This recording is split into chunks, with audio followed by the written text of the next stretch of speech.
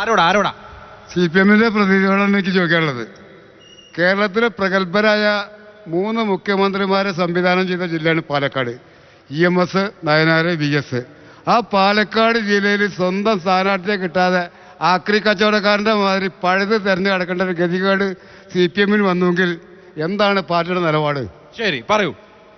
ഈ EMS ആയാലും ഞങ്ങളുടെ പാർട്ടിയിലെ ഒരുപാട് നേതാക്കന്മാരായാലും ഇതുപോലെ വ്യത്യസ്ത ധാരകളിലൂടെ ഞങ്ങളെ മനസ്സിലാക്കി പുതിയ ധാരകളിലേക്ക് എത്തുക എന്നുള്ളതാണ്.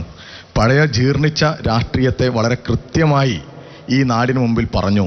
ഇവിടെ VD സതീശൻ നേതൃത്വം കൊടുക്കുന്ന ഇന്നത്തെ കോൺഗ്രസ്, അതായത് ഡോക്ടർ സരിനെ കുറിച്ച് നിങ്ങൾക്കറിയാം.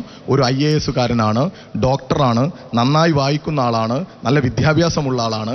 അങ്ങനെ വായിച്ചറിഞ്ഞ് നെഹ്റുവിനെയും ഗാന്ധിയെയും ഒക്കെ വായിച്ചറിഞ്ഞ് കോൺഗ്രസ് ആയ ഈ ഡോക്ടർ സരിൻ, ആ ഡോക്ടർ സരിൻ വായിച്ചറിഞ്ഞ കോൺഗ്രസ് അല്ല, ജീർണിച്ച കോൺഗ്രസ് ആണ് ഇന്നത്തെ കോൺഗ്രസ് എന്നും ഉപജാപക സംഘങ്ങളുടെ കയ്യിലാണ് ഇന്നത്തെ കോൺഗ്രസ് എന്നും മനസ്സിലാക്കി ഈ നാടിനകത്ത് ഒരു പ്രത്യേക പത്രസമ്മേളനങ്ങളുടെ ഒരു പ്രത്യേക നിലപാട് അറിയിക്കുന്ന സാഹചര്യത്തിൽ ഈ പാലക്കാട് ഞങ്ങൾ ആഗ്രഹിച്ച, ഞങ്ങൾ ആവശ്യപ്പെട്ട ഒരു സ്ഥാനാർത്ഥി എന്നുള്ള നിലക്ക് തന്നെയാണ് ഇവിടെ മത്സരിക്കുന്നത്.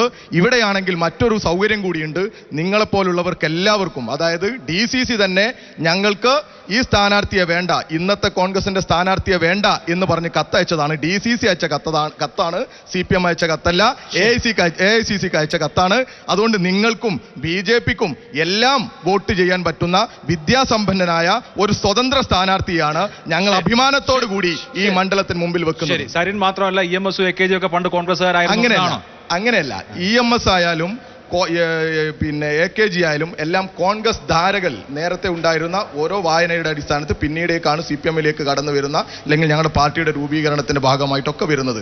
ഇവിടെ അതിനുശേഷവും ഒരുപാട് ആളുകൾ ഇതുപോലെ ഞങ്ങളോട് കടന്നു വരുന്നുണ്ട്, ഞങ്ങളുടെ സ്ഥാനാർത്ഥിയാകാറുണ്ട്. പക്ഷെ ഇവരെ പോലെ മണ്ഡലത്തിൽ ഇപ്പോൾ ശെൽവരാജ് നിങ്ങൾക്കറിയാം, MLA ആയിരുന്ന ആളെ അതേപോലെ കൊണ്ടുപോയി അപ്പുറത്ത് മത്സരിപ്പിച്ചതാണ്. ഞങ്ങൾ അങ്ങനെ കാലുവാരി കൊണ്ടുപോയതല്ല, നിലപാട് പറഞ്ഞ് തെറ്റിനെ ചൂണ്ടിക്കാണിച്ച് ജീർണിച്ച രാഷ്ട്രീയത്തെ, ഉപജാപക സംഘങ്ങളെ ഇവിടെ ഈ നാടിന് മുമ്പിൽ അവതരിപ്പിച്ചുകൊണ്ടാണ് ഞങ്ങൾ സ്വതന്ത്ര ചിഹ്നം മത്സരിക്കുന്നത്. നിങ്ങൾക്കും BJPക്കും എല്ലാവർക്കും വോട്ട് ചെയ്യാനുള്ള സൗകര്യത്തിൽ സ്വതന്ത്ര ചിഹ്നം കൊടുത്തത്.